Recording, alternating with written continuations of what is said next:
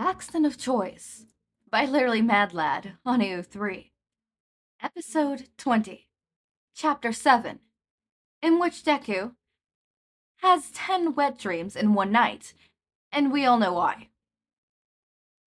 Izuku could think of nothing but Katsuki throughout his stint in Peru.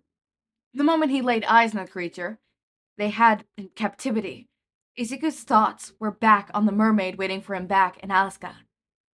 It was unfortunate that he had been returning to freezing temperatures. Katsuki's cave would no doubt be frozen over, and Katsuki himself would be in hibernation. It would be months before they could see each other, potentially. But that was the price of getting more information. Better information. Something Izuku desperately needed. He thought about Katsuki's blackening tail, and for the 6th time that week, he refrained from calling Moma. She wouldn't appreciate hearing from him, or hearing that Izuku wanted to make sure Katsuki was responsible again. She must hate me, Izuku thought in a familiar pattern of wolf's guilt. This particular specimen was noticeably feminine on her upper half. She wore a scowl at all times, blonde-haired, frayed in spikes in the water, and despite recent captivity, seemed to be eager to talk. Or rather, curse them all out. Izuku made the mistake of teaching her the word "fuck you" in exasperation. Or rather, he used it as a bribe to get her to pick up more words, but it was all she used. The back of her 4 fingers swept out from under her chin towards every person who came into the room. Izuku smiled apologetically at his fellow workers, who gave him a bland look. They all knew what they meant now. Izuku found himself studying her. Not in the same way he studied Katsuki, but for curiosity's sake. He tried to identify the tail sign of a reproductive organ against the femoral fin. He couldn't see one, but then again, he hadn't noticed a visible one on Katsuki until it had swollen with desire. Izuku shriveled. He tucked his hands between his knees and tapped his feet in an attempt to calm himself down. He couldn't. At every turn, he was thinking about what he'd done with Katsuki. No one here could ever hope to do what Izuku did. Izuku had made such an incredible progress with Katsuki, and Katsuki had trusted him. Him! It was a feat he wanted to boast about, but couldn't.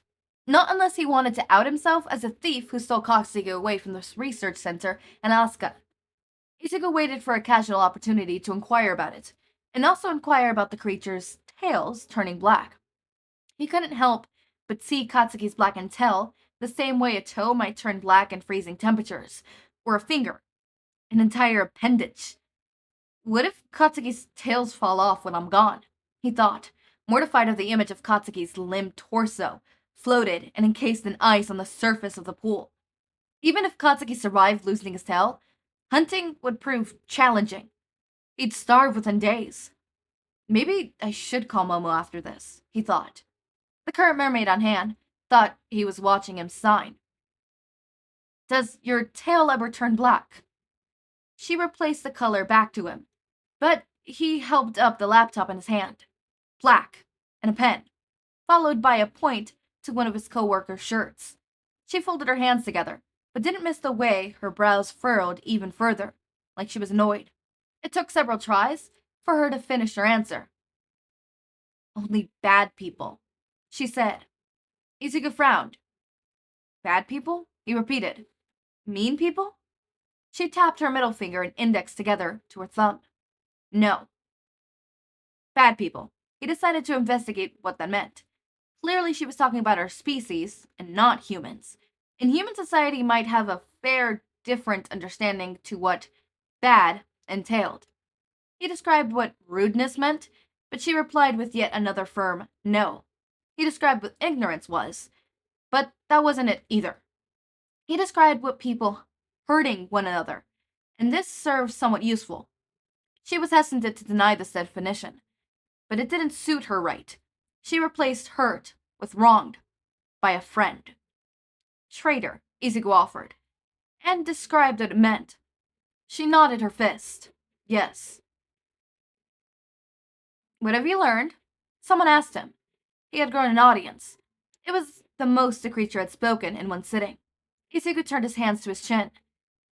She says that traitors to her species have their tails turned black? He explained. What brought this up? I was teaching her colors, and this topic came up when we learned black. He lied, and listened intently to the observations they had made regarding black tails. It was precisely the conversation he had been waiting for.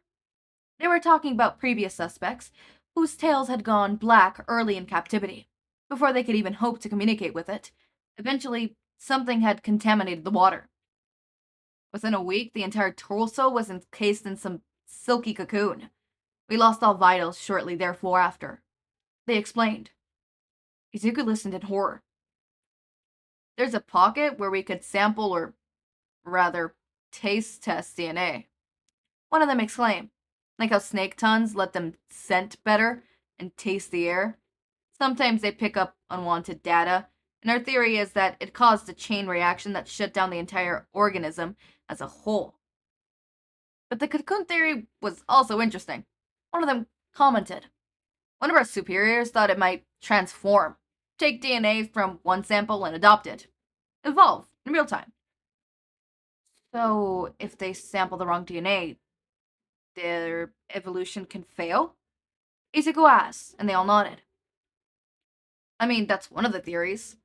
Once we have more subjects, we'll be conducting more research on it. It's too risky at the moment, so best not to contaminate the water. They said, and the others agreed.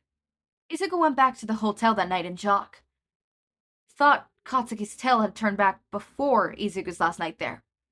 He had survived for far longer than a week with it, but he also knew precisely what pocket the scientists were talking about, and knew exactly what DNA Katsuki had been contaminated with. Human DNA. Izuku's sperm, to be exact. But surely Katsuki would know best.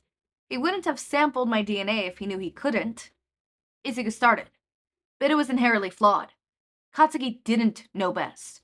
Most of the time, Katsuki knew just as much as Izuku did about his species, and he hoped Katsuki would inform him about something as crucial as chrysaling stage in his development. All Izuku knew now was that he desperately needed to return home before the ice was due to settle. Izuku sat on the edge of the tub, his skin slick from the heat. Water burbled out of the faucet at the back, filling the tub to the brim. His chest ached to think of Katsuki alone in the cave. Despite this, the tension in his relationship with Momo left him paralyzed with embarrassment. He couldn't ask her to do anything more for him, not without risking her trustworthiness. He knew inherently that if he pushed her too hard, she would make an effort to separate him from Katsuki. She might out Katsuki's existence, or worse. Izuku shedded his shirt over his head. He peeled it off his arms as he sighed. His shorts and undergarments soon fell in its descent to the tiles before stepping into the lukewarm tub to cool off. He sunk in. The water felt like nothing at all, unlike the crisp clarity in Katsuki's cave. He missed the bite of Katsuki's water, the way his toes would go numb and shake life throughout his freezing limbs. As he ran his hands along the smooth, glossy bottom of the tub, he imagined that there was a firm over it, silky Vascaros, a coating that could only be found in Katsuki's skin as they tumbled together through the water. When he bit his lip, he could taste the scab Katsuki's raw teeth had left behind. He pierced through it to lavate his tongue through the slit and taste the tiny flavor of his tongue, like when he kissed Katsuki. Izuku pushed his hands over his face. Momo would be so disappointed with him if she knew any of this. If she knew how thoroughly, inexplicably, in love he was with Katsuki. Katsuki, who was allegedly a traitor to his own species. Oh, a traitor to his own species. Is that why the tails turn black? Oh, well, this doesn't answer anything. I'm just as lost as Izuku and Katsuki are. Actually, Katsuki's more lost than me and Izuku, so me and Izuku are in the know. The title of this chapter is not at all nice. Yeah, yep. Well, we got it here, folks. Y'all, this is what I get for not checking thoroughly through the tags. Yeah, that's what I get. Okay, this is the second time this has happened, and it's BKDK. Y'all BKDK fanfic writers, y'all on some... I need to put y'all in a certain jail that starts with an H. Exactly. Exactly. Also, I wonder if the other mermaid, because it said it was a female, spiky blonde hair. It can't be Mitsuri, because Mitsuri is already here as a human. So who is that? I don't know who that is. Maybe it's just a random person. Just curious that they said blonde. Traders. Is it... Okay, and then they said that different samples? So if they don't... it can't be if they don't mate with their own species. It could be that. I mean, it did start towards the time when Katsuki had his awakening in a sort of sorts. Okay, that's enough for today. As always, my raindrops, make sure to eat, sleep, drink water, take your meds. Have a wonderful day or night. Link to my Discord server and socials are down in the description. Subscribe to see more of my content, and thank you so much for watching.